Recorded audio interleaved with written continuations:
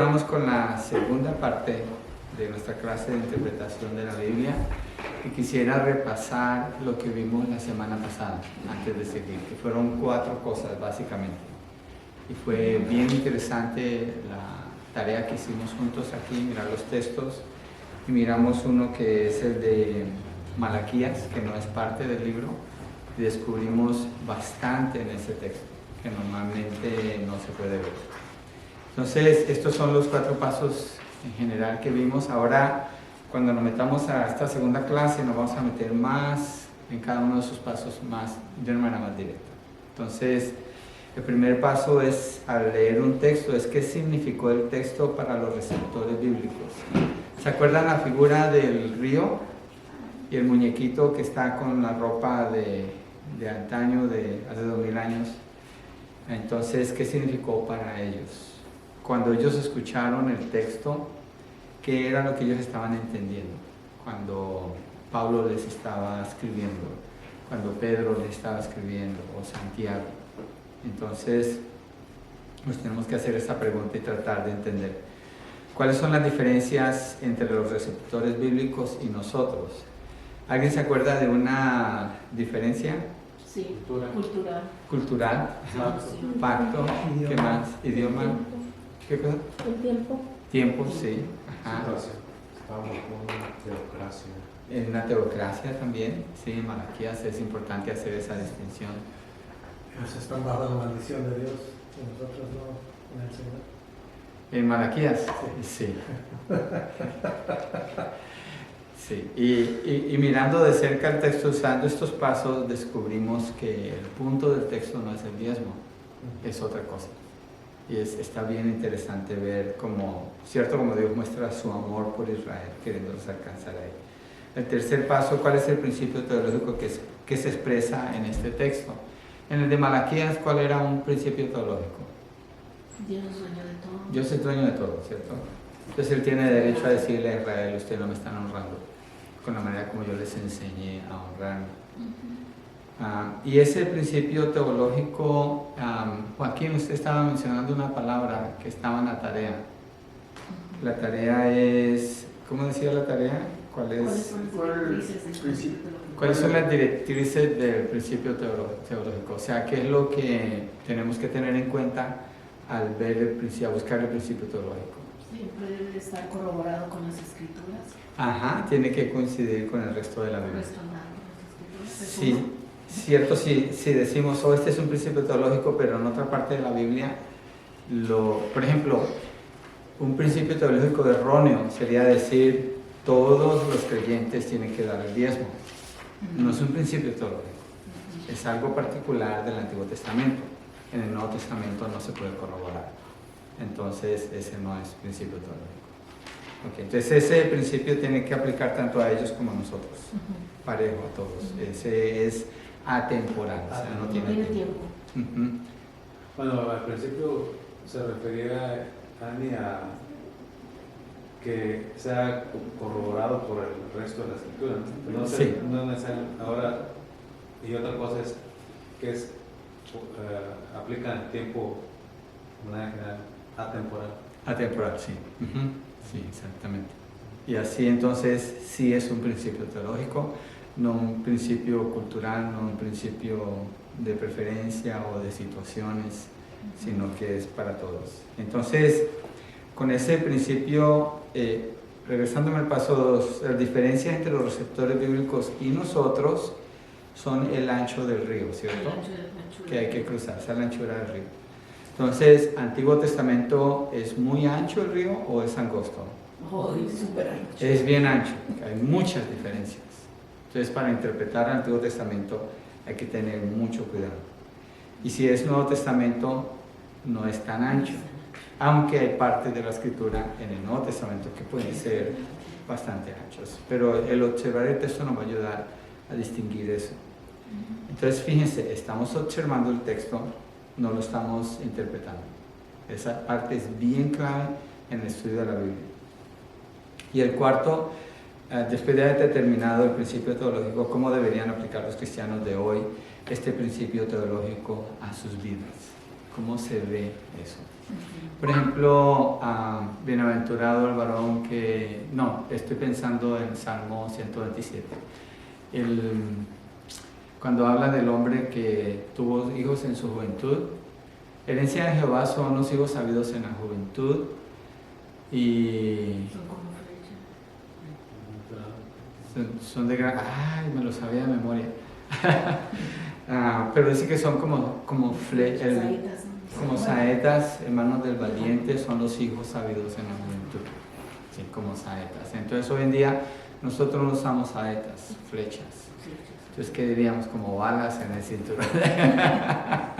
No, podríamos usar otra ilustración, pero el principio teológico es: los hijos son bendición de Dios. Siempre. No importa el tiempo. Y el texto está hablando de que el número de hijos no debería ser limitado por nuestra falta de fe, sino más bien deberíamos vivir conforme a la voluntad de Dios en esa área, lo cual se hace difícil hoy en día, pero ahí está un principio que nos puede liberar de eso. ¿Y cómo deberían aplicar los cristianos de hoy este principio teológico a sus vidas? Si el principio teológico es que los hijos son bendición, entonces todas las familias de hoy en día deben creer eso. Deben creer eso. Y no hacer lo que muchas familias cristianas, que lo que hacen es, dicen todas las razones por las cuales no quieren tener hijos, pero no pueden decir una sola por la cual deberían de tener hijos, cuando son cristianos. Entonces es una negación a ese principio bíblico. Entonces, ¿cómo se aplica? Bueno, eso le toca a cada pareja encontrar cómo aplicarlo. Ahora, la aplicación cambia entre la audiencia principal y la audiencia de hoy. No, aplica para todos. Sí, cambia. Bueno. La audiencia sí, pero No, la aplicación. la aplicación es para todos. Acuérdense, porque el principio teológico, digamos que el texto solo tiene un principio teológico y no va a haber más, porque el texto es el que lo dice. Ese es igual para ellos como lo es para nosotros. La aplicación es diferente, porque la aplicación va de acuerdo a las circunstancias en que cada uno nos encontramos. Entonces, por ejemplo, en una predicación, en un mensaje, en un consejo, usted puede dar una aplicación general, pero la aplicación particular, el Espíritu Santo le va a ayudar al creyente a encontrar qué hago con este texto, cómo se ve eso en mi vida, en mi casa, en mi situación. ¿Sí? Entonces, Pero ya estaríamos, perdón, ahí, pastor, en el paso 4, que es comprender el texto, ¿no? sí, pues la pregunta es cómo deberían aplicar los cristianos de hoy este principio teológico a sus vidas. ¿Cómo lo van a llevar? ¿Cómo lo van a obedecer? Acuérdense que estos son conceptos generales porque nosotros no nos metimos profundo aquí.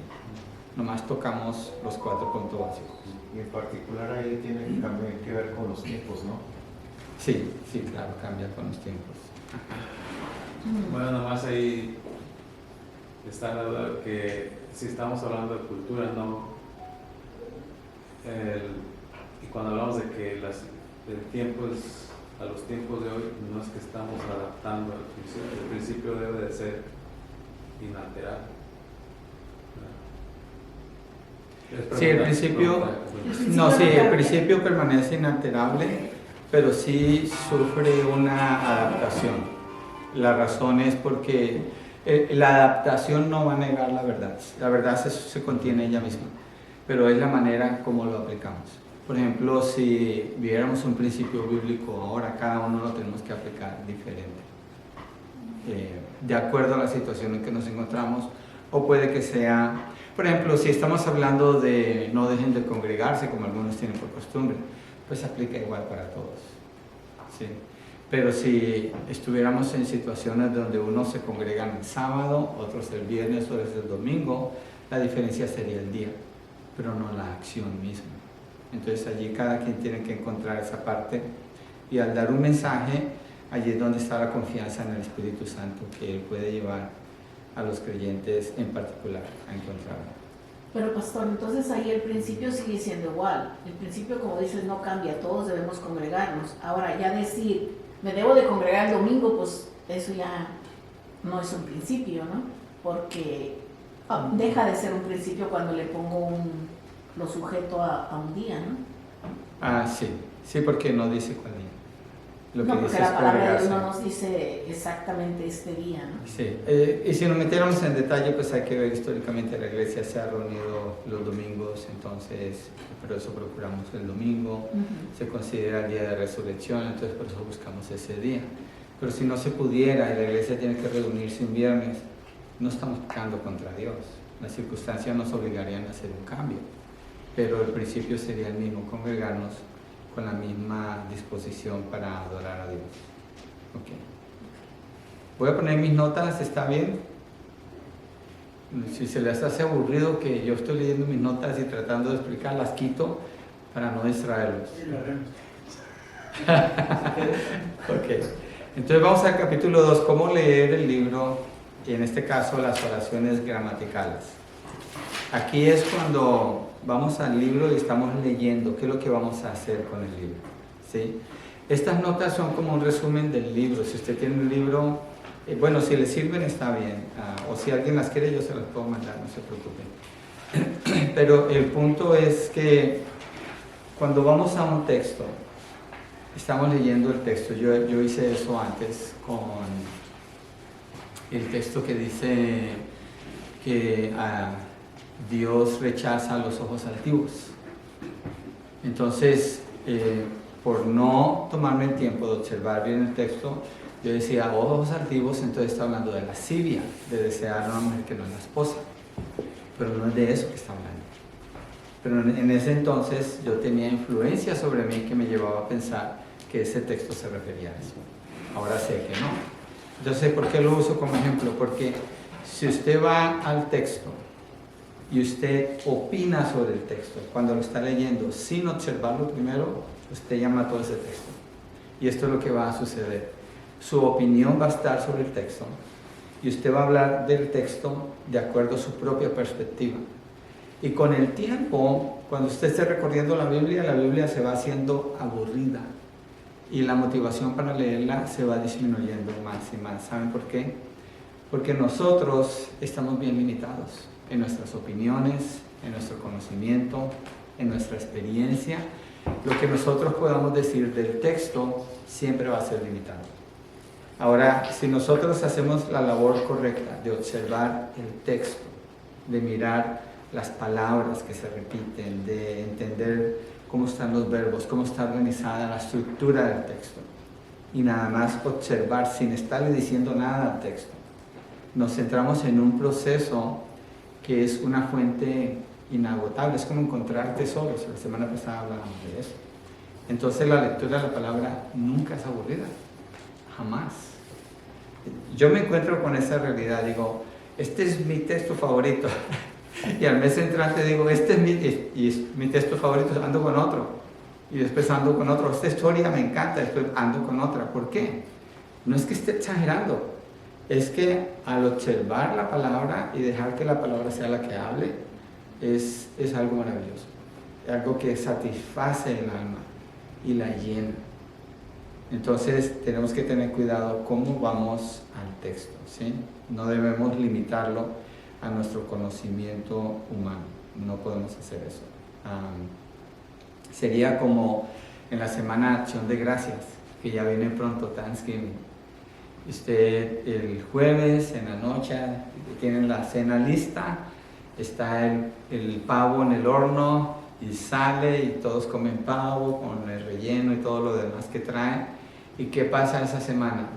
Al día siguiente tacos de pavo en el desayuno, tacos de pavo en el almuerzo, tacos de pavo en la comida, y después en el lonche le empacan taco porque hay mucho pavo.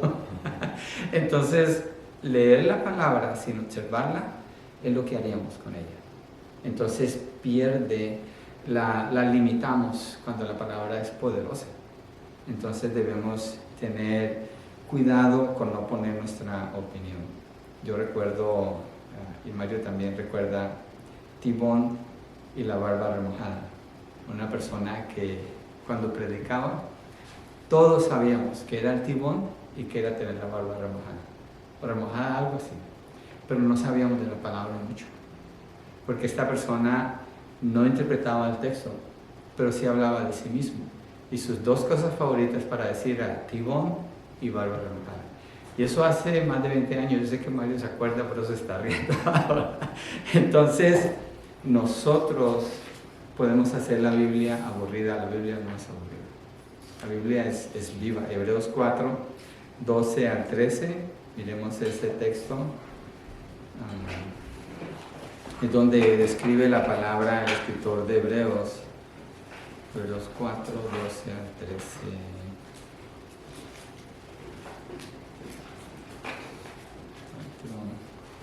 Y la compara con una espada.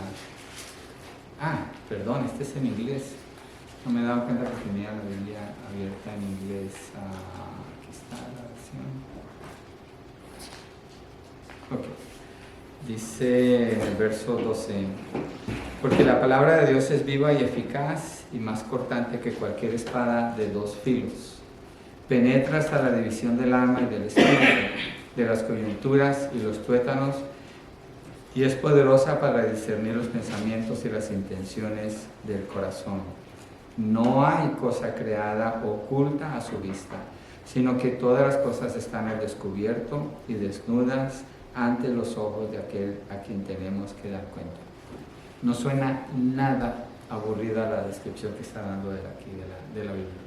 Y si nos pusiéramos a observar este texto y a mirar cada una de las palabras que él está usando, decimos, está hablando de poder, está hablando de penetrar, nada la puede resistir, está hablando de descubrir, de mostrar. Entonces, no le pongamos nuestra opinión a la palabra, evitemos hacer eso y vamos a conocer mejor el mensaje del Señor, ¿sí? Entonces lo que debemos hacer es aprender a leerla con discernimiento y perspicacia. ¿Saben qué es perspicacia? Lo miro que me da risa con las palabras nuevas. Perspicacia, ¿saben qué es perspicacia? Yo no sabía, por favor no piensen que yo soy sábelo todo. Antes de venir miré en el diccionario, ¿qué es perspicacia? La he escuchado, suena bien. Perspicacia es mirar con intensidad. Es mirar con intensidad, ¿sí? ¿Qué tal si todos apagamos nuestros teléfonos?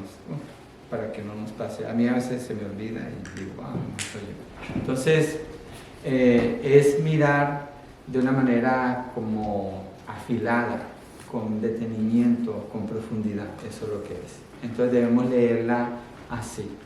No ir a ella asumiendo que ya sabemos, sino ir a ella asumiendo que no sabemos, que debemos aprender a ser habilidosos con ellas, ¿sí?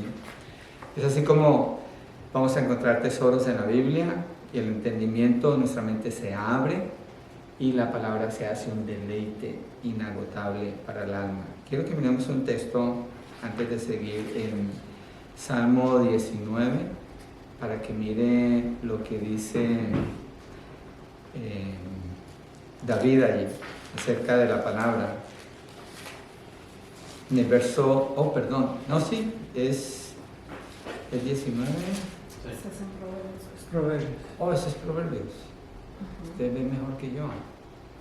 Y decía, ¿por qué tiene tantos versículos ese salmo? Si no, yo sé que no tiene tantos. Miren lo que dice en el verso 10. ¿Sí alcanzan a ver el tamaño de esta letra? ¿O la Sí. ¿Está bien? Sí, ok. Deseables más que el oro, sí, más que mucho oro fino. Mira la descripción que usa. Más dulces que la miel y que el destilar del panal. Digo yo, ¿más rico que la miel? ¿Hay algo más rico que la miel? Bueno, la palabra, de acuerdo a la descripción que está dando David aquí. Entonces, David habla así de la palabra del Señor porque David no ha puesto su opinión sobre la palabra, sino que la ha observado en su mente. Me imagino que no tenía nada escrito, pero la tenía en su corazón por lo que había escuchado cuando se la enseñaba. Entonces, así debe hacerse la palabra del Señor. Leer la Biblia no es algo aburrido, para nada, es algo deseable, ¿sí? Entonces, pero para llegar allí necesitamos esfuerzo y dedicación, necesitamos trabajar, meter la Biblia debajo de la almohada para ver si al día siguiente sé mucho, no va a pasar nada, o pasar de semana a semana sin haber leído las Escrituras, no va a pasar nada.